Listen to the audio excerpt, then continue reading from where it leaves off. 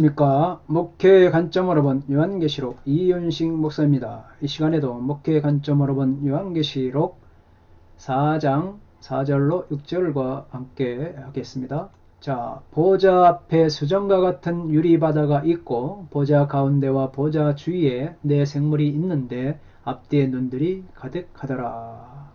직역을 봅니다. 그리고 보좌 앞에 수정 같은 유리바다 같은 것이 있었다. 그리고 보좌의 가운데와 보좌 주위에 앞뒤에 눈들이 가득한 네 생물들이 수정과 같은 유리바다, 그리스도의 의와 성결을 상징합니다. 솔로몬의 성전 안의 바다이다. 예수 그리스도의 속죄 공로로 정결케 된 보좌의 영광, 성화하는 능력, 하나님의 능력을 대표적으로 나타낸 것, 하나님의 위엄스러운 임재를 강조하는 상징적 표현이다. 어쨌든 이렇게 주장하고 있습니다. 수정과 같은 유리바다, 수정과 같은 유리바다. 창세기 1장 7절 또 시편 104편 3절, 148 4절에서 물을 분리시킨 공간, 곧 궁창이고, 어떻게 보면 어쩌면 솔로몬의 성전에 있는 노세바다, 열왕기상 7장 23절로 26절, 또 역대하 4장 6절을 가리킬 수도 있습니다. 또한 홍해와 대응을 이루는 천상의 존재물이라는 것이 바로 수정과 같은 유리바다에 대한 해석입니다. 수정과 같은 유리바다입니다.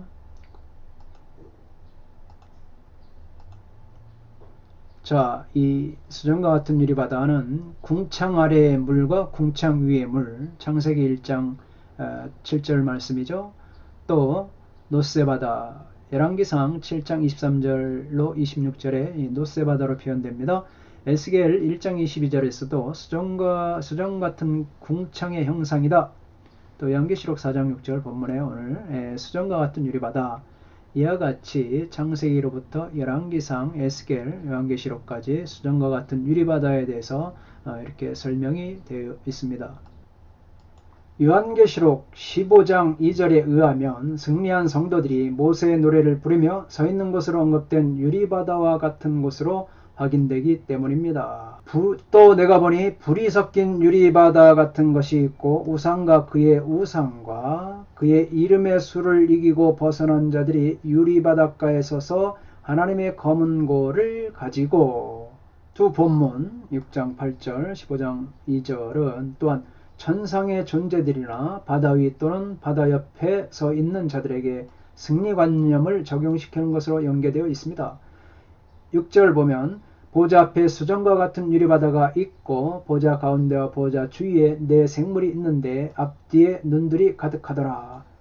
7절 보면 그 첫째 생물은 사자 같고 둘째 생물은 송아지 같고 그 셋째 생물은 얼굴이 사람 같고 그 넷째 생물은 날아가는 독수리 같은데 네 생물은 각기 6날개를 가졌고 그 안과 주위에는 눈들이 가득하더라. 그들이 밤낮 쉬지 않고 이르기를 거룩하다 거룩하다 거룩하다 주 하나님 곧 전능하신 이여 전에도 계셨고 이제도 계시고 장차 오실 이시라 하고, 에스겔 1장 22절의 배경을 가지고 있지요. 그 생물의 머리 위에는 수정과 같은 형상, 궁창의 형상이 있어 보기에 두려운데 그들의 머리 위에 펼쳐져 있고, 또 요한계시록에서 이 바다죠. 바다는 악의 실제를 표상하고 있습니다. 또한 11장 7절에 이제 무적행으로 표현되어 있습니다. 다니엘 7장을 보면 짐승의 진원지를 바다로 보고 있습니다. 짐승의 진원지가 바다입니다. 짐승은 바다에서 나오고 있습니다. 요한계시록 13장 1절에 보면 그렇습니다. 내가 보니 바다에서 한 짐승이 나오는데 뿔이 10이요 머리가 7이라 그 뿔은 10왕관이 있고 그 머리들에는 신성보독하는 이름들이 있더라. 바다는 무적행과 동일합니다. 마귀는 하늘에서 결정적인 패배를 당해 분노를 터뜨리지만 오늘 본문 4장 6절의 말씀은 하늘의 관점에서 마귀가 일으킨 흉포했던 물들의 잔잔한 상태를 묘사하고 있습니다. 15장 2절과 4절에서 묘사된 것 여기 보겠습니다. 내가 본 짐승은 표범과 비슷하고 그 발은 곰의 발 같고 그 입은 사자의 입 같은데 용이 자기의 능력과 보좌와 큰 권세로 그에게 주었더라. 그의 머리 하나가 상하여 죽게 된 것 같더니 그 죽게 되었던 상처가 나음에 온 땅이 놀랍게 여겨 짐승을 따르고 용이 짐승에게 권세를 주므로 용에게 경배하며 짐승에게 경배하여 이르되 누가 이 짐승과 같으냐 누가 능히 이와 더불어 싸우리요 하더라. 이처럼 묘사된 것처럼 어린 양의 승리는 또한 성도들이 같은 바다에서 짐승을 이기는 승리의 길을 예비하고 있습니다. 새 예루살렘에서는 더 이상 바다가 존재하지 않습니다. 21장 1절에 그렇습니다. 또 내가 새 하늘과 새 땅을 보니 처음 하늘과 처음 땅이 없어졌고 바다도 다시 있지 않더라. 이 무저인과 같은 바다, 사탄 마귀 짐승이 나오는 바다는 다시 새 하늘과 새 땅에서는 바다는 존재하지 않습니다. 하나님은 지금 이 마귀적인 바다의 물들을 잔잔하게 하고 그 위에 자신의 보좌를 세우셨습니다.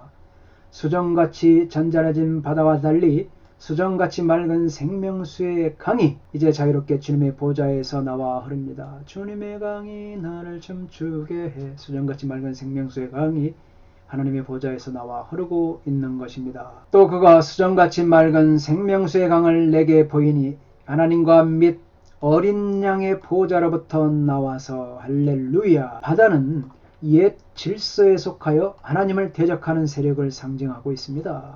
여러분 바다 너무 좋아하지 마십시오. 성경에서는 하나님을 대적하는 세력의 상징입니다. 새하늘과 새 땅에는 옛 질서에 속하는 것이 있을 수가 없습니다. 7절의 말씀을 보겠습니다. 그 첫째 생물은 사자 같고 그 둘째 생물은 송아지 같고 그 셋째 생물은 얼굴이 사람 같고 그 넷째 생물은 날아가는 독수리 같은데 그리고 첫 번째 생물은 사자 같고 두 번째 생물은 송아지 같고 세 번째 생물은 사람 같은 얼굴을 가지고 있고 네 번째 생물은 날아가는 독수리 같은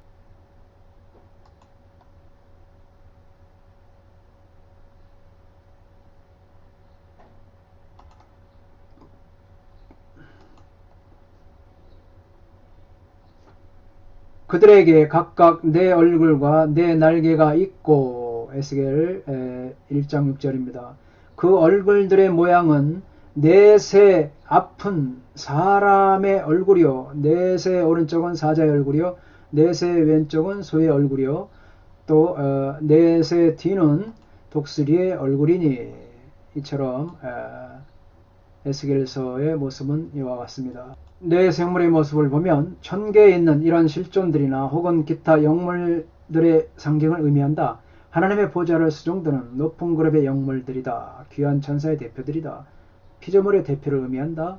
매우 높은 지위에 있는 가장 존귀한 천사들이다. 또 하나님의 섭리의 지상적 대리인을 상징한다. 구약 에스겔 10장 14절, 이사야 6장 1절로 3절에 언급된 스랍들과 유사하다. 학자들의 견해입니다.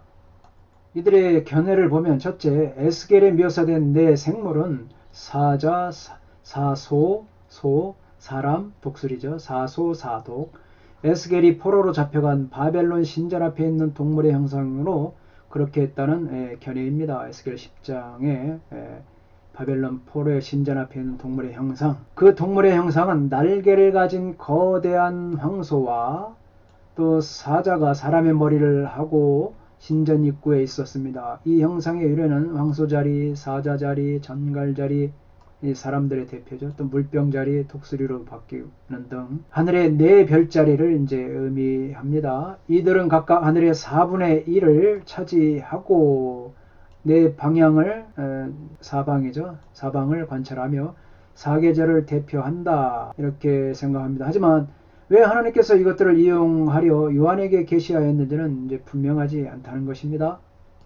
두 번째 주장을 보면 온 세상에 힘이 센 네 짐승을 표현하는 것이다. 지상에서의 동물들이 이러한 동물들이 가장 힘이 세다. 그래서 사자는 맹수 중에 가장 강한 짐승이죠. 사자 하면 동물의 왕 아닙니까? 또 독수리는 날짐승 중에 가장 위압적입니다. 독수리보다 더 힘센 날짐승은 없죠. 또한 소는 가축 중에서 아주 가장 소중히 사용되는 짐승이죠. 사람은 만물의 영장 아니겠습니까? 하나님이 창조하신 만물의 영장이다. 그래서 이거 새 짐승과 사람, 내 생물들은 힘이 가장 센 짐승을 표현하는 것, 이런 견해입니다. 세 번째 견해를 보면 이것을 사자의 힘, 소의 봉사 능력, 사람의 지혜, 독수리의 민첩함으로 설명하라는 견해입니다. 이것은 주 170년의 이레네우스죠. 내 생물을 사복음서에 적용합니다. 그래서 마태복음은 사자복음, 마가복음은 소의 복음, 송아지 복음, 누가복음은 인자, 사람의 복음, 요한복음은 독수리 복음 등으로 이레네우스가 이렇게 설명을 했습니다. 그래서 요한계시록 빌의 설명에서는 내 생물을 신적 본성에 내재하는 충만한 생명과 또 능력을 상징하는 것으로 해석했습니다. 무천년설을 지지하는 분이죠. 내 생물은 각각 자기가 속한 종의 머리라는 것입니다. 또한 내 생물을 전체 생명체의 창조 질서를 대표하는 존재로 보았습니다. 내 생물이 눈이 많은 것은 신적 전지성을 상징하고 이것은 내 생물이 하나님의 대행자라는 사실을 함축한다고 이 빌은 주장합니다.